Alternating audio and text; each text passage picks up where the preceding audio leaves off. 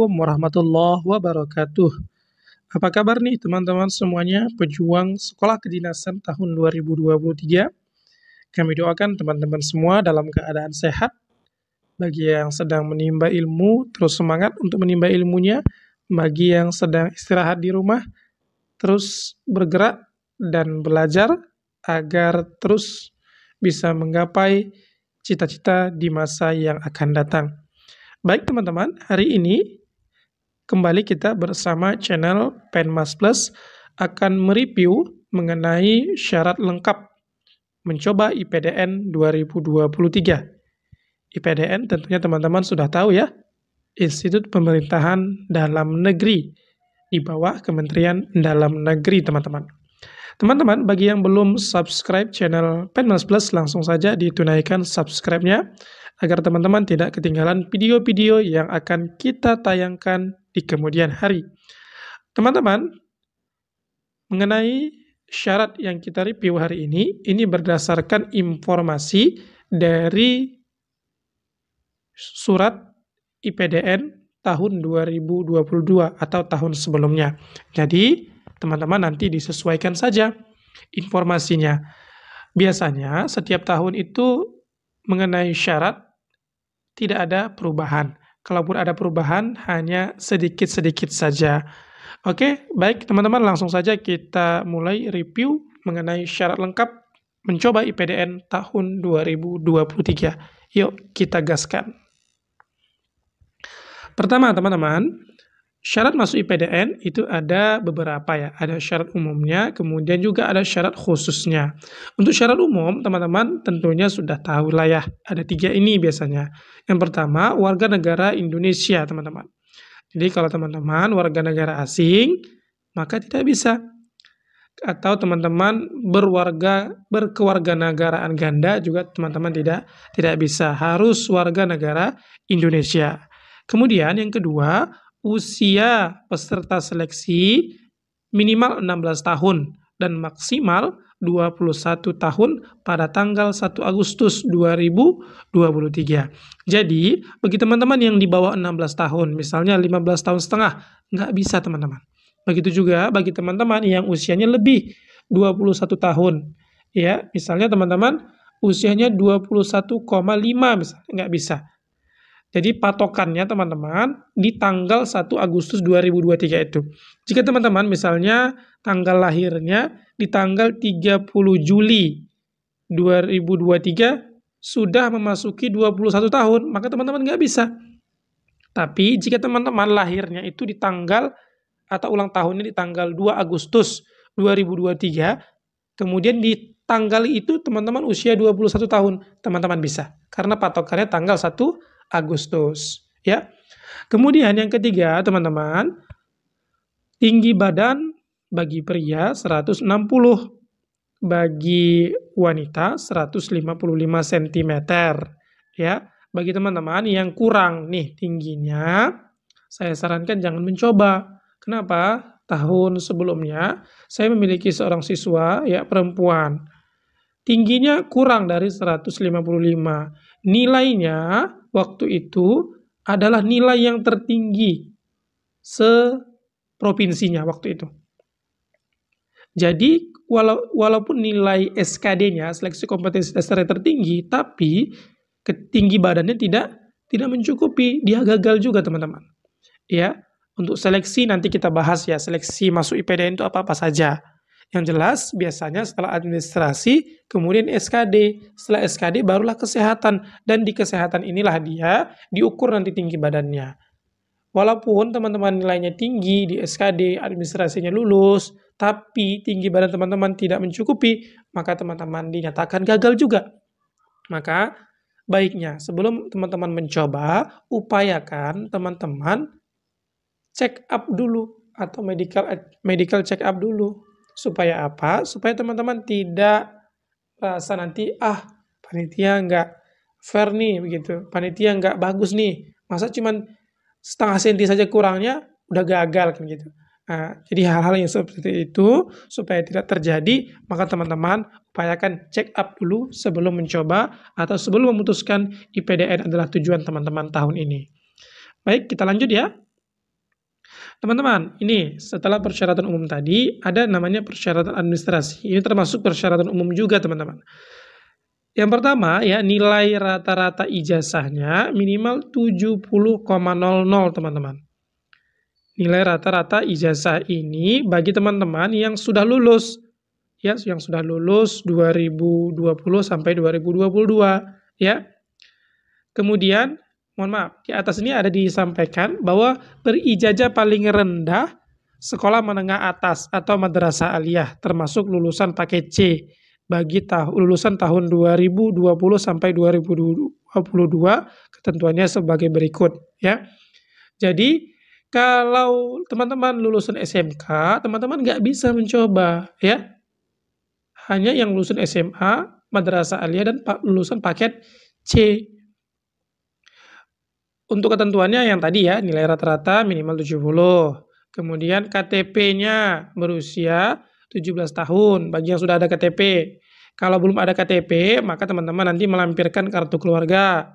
Kemudian berdomisili minimal 1 tahun di provinsi tempat mendaftar secara sah terhitung pada tanggal awal pendaftaran. Misalnya nih, ini banyak juga nanti yang bertanya di sini, ya. Misalnya teman-teman berasal dari DKI Jakarta, ya. Ketika teman-teman pindah nih ke Kalimantan Selatan misalnya. Ketika pindah di Kalimantan Selatan, tapi teman-teman belum 1 tahun di sana, maka teman-teman nggak bisa mendaftar untuk di Kalimantan Selatan, ya, untuk di Kalimantan Selatan. Kalau teman-teman mau mencoba di Kalimantan Selatan, maka teman-teman harus 1 tahun dulu di sana. Begitu ketentuannya. Begitu juga sebaliknya di provinsi lain dan sebagainya. Kemudian, kalaupun kurang, ya, maka teman-teman nanti melampirkan surat domisili. Dan biasanya, saran saya nih, kalau teman-teman ada waktu pindah dan sebagainya, upayakan kalau memang sebelumnya kakaknya misalnya di DKI Jakarta, ya udah biarkan aja dulu di DKI Jakarta. Jangan dipindahkan buru-buru di Kalimantan Selatan. Takutnya ketika seleksi dibuka, teman-teman belum sampai nih 1 tahun di Kalimantan Selatannya. Begitu. Oke, itu contohnya saja ya. Kemudian, nilai rata-rata ijazah bagi Provinsi Papua. Ini bagi teman-teman yang berasal dari Papua dan Papua Barat, minimal 65,00. Jadi lebih rendah ya. Kalau tadi umum itu 70,00, kalau yang Papua itu cuma 65,00, teman-teman. Kemudian bagi yang memperoleh ijazah dari sekolah di luar negeri, harus mendapat pengesahan dari Kementerian Pendidikan, Kebudayaan, Riset, dan Teknologi atau Kemenristek Dikti.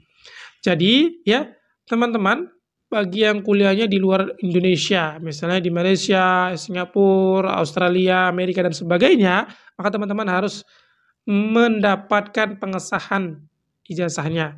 Atau misalnya teman-teman SMA di luar negeri, harus dibuat kesetaranya dengan SMA yang di sini. Dan surat itu dari Kementerian Pendidikan. Oke, paham ya? Ini untuk syarat administrasi bagi yang lulusan tahun 2020 sampai 2022.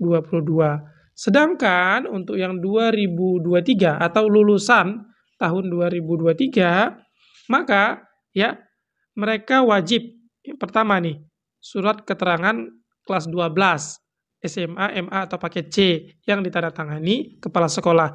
Ya, lagi-lagi saya tekankan ini khusus untuk yang lulusan 2023 yang belum ada ijazahnya, ya. Yang belum ada ijazahnya. Jadi harus ditandatangani. Misalnya nanti teman-teman dari SMA Negeri 1 Medan misalnya, maka teman-teman harus mendapat surat keterangan bahwa teman-teman itu kelas 12 dari kepala sekolahnya atau pejabat yang berwenang di sekolah teman-teman. Kemudian syarat lainnya, syarat administrasi lainnya ini berlaku untuk semuanya. Surat keterangan bebas narkoba ya yang dikeluarkan oleh Rumah Sakit Bayangkara Polri, Rumah Sakit Pemerintah, Swasta, atau Badan Narkotika Nasional Provinsi Kabupaten Kota. Ya, ini surat keterangan narkoba ini bebas teman-teman. Ya, nanti dicek urin dan sebagainya. Teman-teman silahkan datangi saja BNN kabupaten kotanya saja. Lebih mudah sebentar di BNN. Atau kalau memang mau di rumah sakit yang sudah biasa, boleh datang saja ke rumah sakit. Kemudian, ini bagi yang teman-teman dari Papua, harus ada surat keterangan orang asli Papua khusus peserta orang asli Papua yang ditandatangani Badan Kepegawaian Daerah teman-teman masing-masing. Misalnya teman-teman dari Papua Barat misalnya, maka teman-teman harus ada keterangan dari Badan Kepegawaian Daerah sana bahwa memang teman-teman berasal dari orang asli Papua, begitu. Kemudian ada fakta integritas. Fakta integritas ini apa? Fakta integritas ini adalah poin-poin atau hal-hal yang nanti teman-teman bisa download di website pendaftaran IPDN, ya. Nanti ada suratnya di situ, biasanya keterangannya mematuhi persyaratan pendaftaran, kemudian mematuhi NKRI dan sebagainya. Itu fakta integritas. Nanti banyak ada poin-poinnya. Lebih dari 10 poin biasanya teman-teman. Nanti teman-teman tanda tangan itu di situ. Kalaupun memang nanti ada kolom materainya, maka teman-teman tanda tangani pakai materai. Jika teman-teman menggunakan materai, ya menandatangani pakai materai, upayakan teman-teman jika lebih, misalnya lebih dari satu materai yang teman-teman tanda tangani, maka gunakan materai yang berbeda, jangan materai yang sama. Ini kebiasaan ya, karena cuman di scan, maka digunakannya materai yang sama. Upayakan jangan teman-teman. Kenapa? Karena bisa nanti gara-gara materai teman-teman tidak lulus administrasi. Oke, kita lanjut. Kemudian persyaratan administrasi lainnya, ya, surat keterangan tidak buta warna yang dikeluarkan rumah sakit pemerintah atau swasta. Kemudian ada alamat email yang aktif. Ya, ini juga ada teman-teman, ya. Surat keterangan buta warna. Upayakan teman-teman memang nggak boleh, kalau masuk IPDN itu nggak boleh buta warna. Apakah itu parsial, sebagian, ataupun sepenuhnya begitu. Parsial saja nggak boleh, apalagi yang total.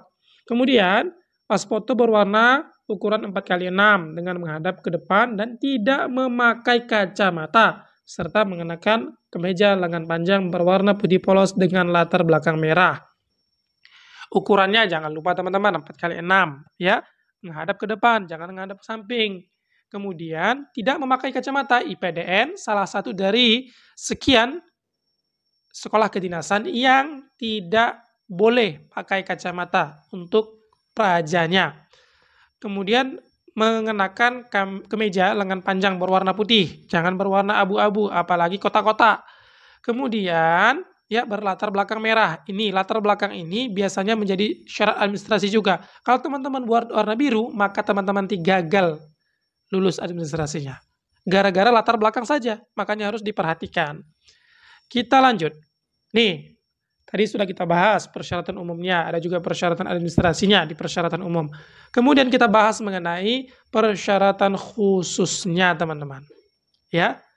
Pertama, tidak sedang menjalani atau terancam hukuman pidana karena melakukan kejahatan. Ya. Kemudian yang kedua, yang pertama ini paham lah ya.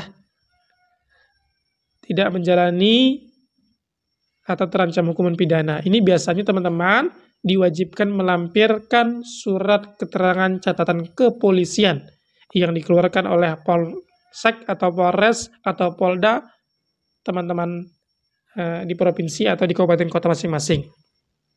Itu paham ya. Kemudian yang kedua, tidak bertindih atau bekas tindih di telinga atau anggota badan lainnya bagi peserta pria, kecuali karena ketentuan adat dan agama. Ya, teman-teman yang cowok ya, yang pria yang nggak boleh ada tindihnya. Kenapa? Kalau teman-teman ada tindihnya, maka itu wanita ya. Jadi kecuali ini misalnya ada ketentuan adat atau agama. Di beberapa suku, adat, itu biasanya ada. Diwajibkan kaum prianya bertindih. Kalau memang seperti itu, maka nanti teman-teman wajib melampirkan surat keterangan dari adat atau agamanya. Begitu. Oke, paham? Oke. Yang ketiga, tidak bertato. Ya. Tidak bertato. Kemudian, tidak menggunakan kacamata atau lensa kontak. Ini ya. Apakah itu minus, plus, buta warna, rabun senja, dan lain-lainnya? Tidak boleh, teman-teman. Sekali lagi, di persyaratan khusus ini ditekankan, tidak boleh menggunakan kacamata. Mohon maaf bagi teman-teman yang saat ini menggunakan kacamata dan sebagainya, ya coba sekolah kedinasan lain saja. Jangan coba IPDN. Saran saya seperti itu, daripada nanti teman-teman lulus di SKD, seleksi kompetensi dasar, lulus di administrasi, tapi nggak lulus di kesehatan. Kemudian yang kelima, belum pernah menikah. Bagi pendaftar wanita, belum pernah melahirkan. Ya, laki-laki perempuan nggak boleh yang menikah. Ya, baru-baru ini viral nih, ya, di Kabupaten Probolinggo ya. Banyak siswa SMP dan SMA yang hamil di luar nikah. Ya, kemudian banyak yang mengajukan surat ke kantor urusan agama ya, supaya bisa mendapatkan surat menikahnya. Dan ini upayakan ya teman-teman, kalau memang cita-citanya mau menjadi praja, mau mengikuti seleksi sekolah kedinasan lainnya, upayakan teman-teman jangan terpikir dulu mau menikah. Ya, terpikir saja jangan dulu. Kenapa? Karena kalau nanti teman-teman sudah terpikir pengen menikah, maka teman-teman pasti terganggu tuh. Pasti terganggu konsentrasi untuk mencobanya begitu. Atau teman-teman yang ada pacarnya, upayakan udahlah Mas, Mbak, yuk kita bubaran dulu lah untuk sementara ini ya. Nanti sudah saya jadi praja di IPDN, sudah lulus, nanti baru kita sambung lagi gitu aja. Diputusin aja kalau bisa. Ya supaya teman-teman fokus. Dengan catatan dan informasi ini atau motivasi ini saya sampaikan bagi teman-teman yang serius. Kalau nggak serius ya nggak apa-apa, lanjutkan saja. Oke, yang keenam, belum pernah diberhentikan sebagai praja IPDN dan perguruan tinggi lainnya dengan tidak terhormat. Ya, misalnya teman-teman sudah mencoba di salah satu universitas negeri di Indonesia, kita contohkan UGM misalnya, dan teman-teman nyatakan di situ dikeluarkan dengan cara tidak terhormat, maka teman-teman tidak bisa mencoba IPDN. Oke, kita lanjut. Yang ketujuh, apabila pendaftar nyatakan lulus dan dikukuhkan sebagai praja IPDN, maka pendaftar sanggup tidak menikah atau kawin selama mengikuti pendidikan. Ya, teman-teman, ini yang saya tekankan tadi di poin 5. Makanya saya sarankan nih bagi teman-teman yang ada pacar atau kekasih di sekolah dan sebagainya, upayakan di-end-kan dulu kan gitu atau ditangguhkan terlebih dahulu. Kenapa? Karena selama mengikuti pendidikan di IPDN itu waktunya lama teman-teman, 4 tahun lebih. Ya kalau teman-teman misalnya yang laki-laki atau yang cowok, yang cewek juga sama-sama di praja IPDN. Ya kalau cuma LDR-an ya sama doang kan gitu. Jadi teman-teman upayakan bubaran dulu lah begitu. Agar apa? Agar fokus. Teman-teman pun fokus dalam mengikuti pendidikannya, yang pacarnya juga fokus dalam mengikuti apa-apa yang diikutinya begitu. Ya. Mudah-mudahan bermanfaat nih poin yang ini ya, poin 7 ini. Bukan untuk mengkriminalisasi atau bukan untuk menjudge teman-teman yang pacaran ya, tapi ini demi kebaikan teman-teman yang serius mencoba IPDN tahun 2023. Kita lanjut. Poin yang ke-8, bersedia diangkat menjadi CPNS atau PNS dan ditugaskan ditempatkan di seluruh wilayah NKRI bagi yang memiliki kuota provinsi dan bagi yang memilih kuota kabupaten kota bersedia diangkat menjadi CPNS atau PNS berdasarkan kuota pilihan pada saat pendaftaran. Nanti teman-teman ada kuota-kuota per provinsi ya, misalnya Sumatera Utara ya 70 orang tahun 2022 ya. Kemudian Jawa Tengah lebih 150-an kalau nggak salah saya. Kemudian provinsi-provinsi lainnya juga ada kuotanya. Jadi teman-teman memilih berdasarkan kuota provinsi teman-teman masing-masing, begitu. Ya, dan teman-teman wajib dan bersedia diangkat menjadi PNS. Kenapa? Karena sekolah kedinasan itu ujung-ujungnya sekolah kedinasan yang ikatan dinas, yang ikatan dinas itu wajib harus menjadi PNS bagi yang sudah lulus, ya, sudah lulus praja, maka teman-teman wajib menjadi PNS. Di mana ditempatkan? Biasanya kalau yang IPDN ditempatkan di Kementerian Dalam Negeri, ya. Apakah itu di provinsi, kabupaten kota, kecamatan, atau kelurahan, ya. Itu teman-teman harus bersedia ditempatkan dimanapun selama wilayah NKRI. Kemudian yang ke-9, bersedia ditempatkan pada proses pembelajaran di seluruh kampus IPDN. Kampus IPDN itu ada di Jatinangor, teman-teman. Tapi baru-baru ini juga ada nih yang di Sumatera, ya. Kalau teman-teman dari Sumatera Barat ke Riau itu ada. Teman-teman cek kalau dari Sumatera Barat ke Riau, kalau nggak salah saya sebelah kanan ya kampusnya. Itu ada teman-teman. Jadi teman-teman bersedia tempatkan di kampus manapun. Apakah di Jatinangornya atau di kampus IPDN lainnya. Kemudian bersedia mentaati segala peraturan yang berlaku di IPDN. Ya, ini tentu ya. Apakah itu asramanya, pola makannya dan sebagainya itu harus teman-teman ikuti. 11. Bersedia diberhentikan sebagai praja IPDN jika melakukan pelanggaran disiplin praja sebagaimana diatur dalam pedoman tata kehidupan praja. Ya, misalnya teman-teman dilarang nih, misalnya merokok. Tiba-tiba teman-teman merokok, maka teman-teman siap-siap diberhentikan. Atau teman-teman dilarang tuh nikah selama mengikuti pendidikan, tapi tiba-tiba teman-teman ketika liburan nikah. Kemudian setelah masuk lagi teman-teman ketahuan nikah di waktu di kampungnya, maka teman-teman siap-siap diberhentikan. Kemudian yang ke-12, apabila pendaftar terbukti melakukan pemalsuan identitas atau dokumen persyaratan di atas, maka peserta dinyatakan gugur. Misalnya teman-teman bukan lulusan SMA, tapi teman-teman ada nih ijazah SMA-nya dan palsu, maka teman-teman akan digugurkan oleh IPDN. Oke. Itu saja ya. Mudah-mudahan bermanfaat nih informasi hari ini untuk jenis seleksi, kemudian tentang IPDN lainnya lain kali kita bahas di channel Penmas Plus. Sekali lagi bagi teman-teman yang belum subscribe, yuk langsung ditunaikan subscribe-nya agar apa? Agar teman-teman tidak ketinggalan video-video terbaru dari channel Penmas Plus. Oke, demikian semoga bermanfaat. Saya yakin teman-teman bisa lulus tahun 2023 ini jika teman-teman belajar dengan baik. Saya akhiri dengan Assalamualaikum warahmatullahi wabarakatuh.